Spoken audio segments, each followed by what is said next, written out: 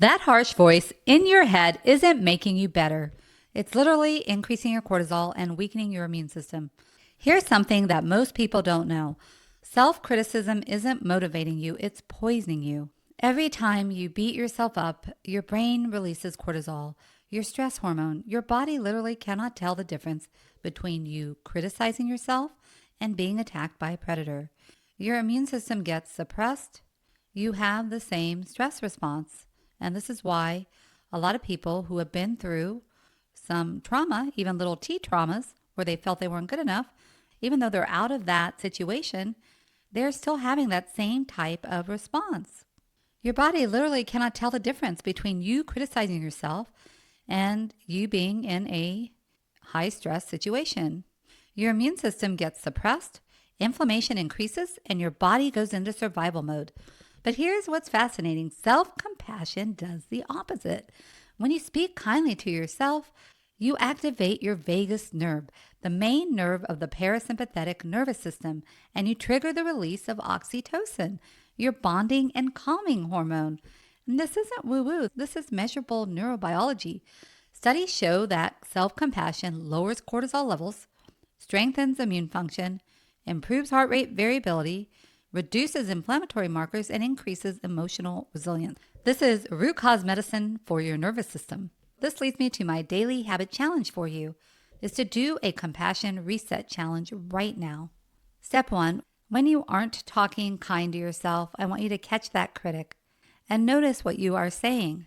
These might be things that you say to yourself like, I'm so stupid. I always mess this up. Everyone else has it together except for me. I should be further along now. Just catch it. Awareness is the first step. And then step 2, just pause and reset. The moment you catch yourself being self-critical, take a breath. This interrupts the automatic stress response, or yell the word no. That also is a good pattern interrupt. And then say the phrase out loud.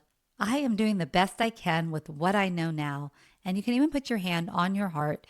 And this just will calm you down. And if that phrase doesn't sit well with you, just pick some other phrase that is more calming and that is more kind and loving to yourself. And when you put your hand over your heart, this isn't even symbolic. This activates your vagus nerve through gentle pressure and the warmth of your hand. You're literally signaling safety to your nervous system.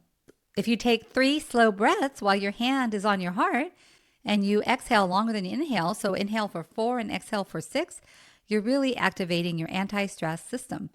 So make sure you talk kindly to yourself. It is one of the best things you can do.